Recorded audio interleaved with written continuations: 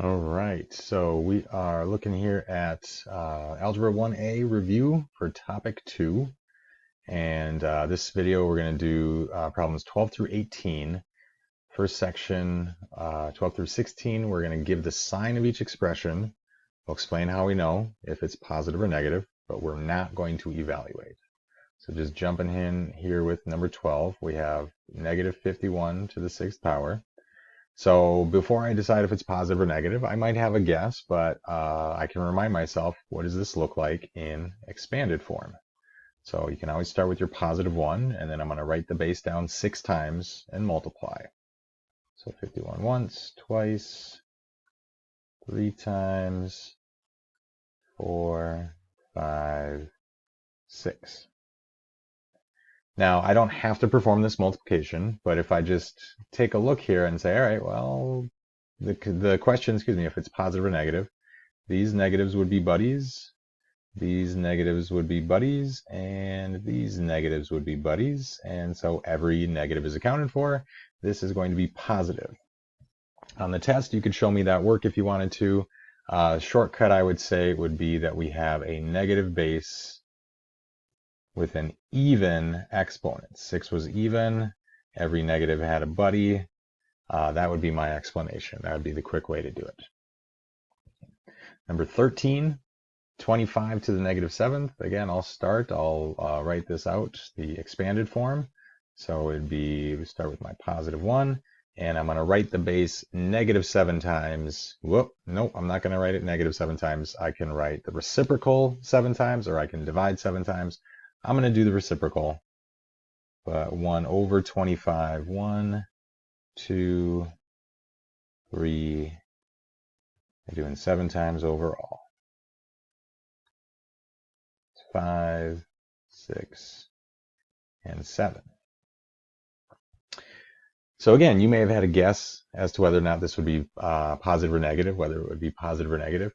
But looking at it, when I see the expanded form, I go, oh, there are no negatives in that expanded form. So this is also going to be positive. Shortcut would be, you don't have to write out the expanded form if you just remember that any positive base, anytime you have a positive base, any exponent, I don't care if that exponent is even or odd, positive, negative, or 0, we would get a value that would be positive. Okay. So yeah, the next one here, negative 4 to the 39th power, I really don't want to write this out for, 39 times. I mean, I guess I'll get started here. So start with my positive 1, and then I'm going to write the base 39 times. Okay, let's see. Well, maybe I'll do a few. Negative 4 once, twice. I really don't want to do this 39 times. And I think the problems below, the exponents get even larger. So I'm just going to, maybe write a couple more, and then we'll say dot, dot, dot. Now, this is if you forget the shortcut. And you could say, well, if I had written 39 bases, well, these would be buddies, these negatives would be buddies, these negatives would be buddies. We'd have more, so this negative would get a buddy eventually, but in the end, you'd say, would every negative have a buddy, or would we have one leftover negative that needs a buddy? Well, that's about this being even or odd. And it's odd, so that means there's one leftover negative that's going to need a buddy. So this is going to be negative. I wouldn't recommend you write out the full expanded form. Instead, just to think to yourself, we have a negative base with an odd exponent. I don't care that 39 is positive. I care that it's odd. That's how I would do this problem instead of trying to write out the base 39 times. Okay. So a couple more like those. Again, these are going to be large exponents. I don't want to write out my base 42 times or the reciprocal 42 times. So here I'm just going to jump to kind of that shortcut. So number 15, if I think to myself, we have a negative base, and negative 42 would be an even number. So that's going to make this positive. Okay, so just if you need further convincing of that, if you do the expanded form, it would be with the negative base, you can either divide by negative 9, or what I would do here is 1 over negative 9, multiply. but you're going to have 42 of these. And so when you have 42 of these negatives, every negative will have a buddy. So that those two negatives could be buddies. This negative is going to be buddies. With 42 negatives, every negative has a buddy. It's even. So that would be my reasoning there. And then one more for this section. Again, definitely don't want to write out my base 105 times here. So can we do a shortcut? Well, let's see here. We have a negative base, and my exponent here is odd. If I tried to write it out, 1 times a negative 18 times a negative 18 times a negative 18, I'm going to have 105 negatives.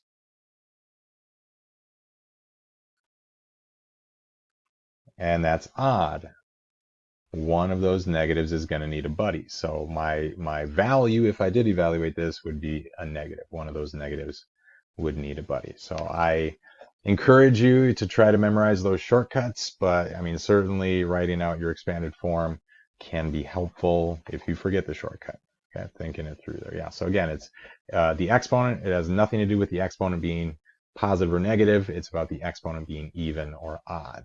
The base, you're worried about a negative base. All right, 2 more for this section here. 17 and 18 tell us to use the fact that 7 to the 5th power equals 16,807. And we're supposed to evaluate expressions that look very similar. So if I'm just taking a look here, I go, 7 to the 5th, 7 to the negative 5th. That looks kind of similar. I wonder how similar the value would be, or negative 7 to the positive 5th. Wonder how similar that answer is going to be. So again, there are shortcuts to these, but if you forget your shortcuts, if you think to yourself, your expanded form for what we're given would be, 5 sevens all multiplied. I'm telling you the value is 16,807, so you don't have to do this multiplication if you just trust me. Well, what would the expanded form look like for 7 to the negative 5th? Now let's see. Start with my positive 1. Multiply with the base negative 5 times? No, either divide by the base 5 times or multiply by the reciprocal 5 times. That's what I would choose to do.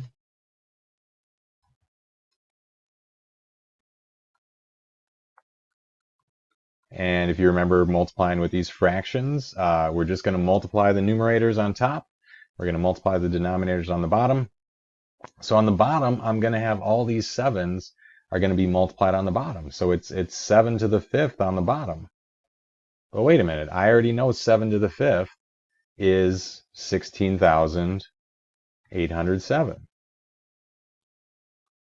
So that's it. That's 7 to the 5th right there. That's what I was told. But it's in the denominator. That negative exponent puts it in the denominator, and there's our value we have evaluated. The shortcut on number 17, if you want to memorize that, is to say, we've seen this in class a few times, when you have a base with a negative exponent, if you would prefer a positive exponent, you put it on the bottom of a fraction. 1 on the top, 1 over x to the positive m. So that'd be the shortcut. That could have gotten you straight to this right here, 1 over 7 to the positive 5th, if you didn't want to write the expanded form. Okay. All right, one more for this section. Negative 7 to the 5th. Well, again, if you're not sure, we might start just by writing out the expanded form. So 1 times my base multiplied 5 times. I can do that. Negative 7 once, twice, 3 times, 4 times, 5 times. Okay, so no fractions here, no division, but I got to think about my buddy system. So, all right, you will be buddies, you will be buddies, and you need a buddy. All right, so we'll put a negative on the result. Otherwise, we've got 7 times 7, all those 7s. It's 16,807. It's just that this time it's negative 16,807. Okay. There, I guess if you wanted to go back up to the top section, you could say it's a negative base with an odd exponent, so it's going to come out negative. And that could have been a shortcut there, but yeah, one way or another. So hope that helps you.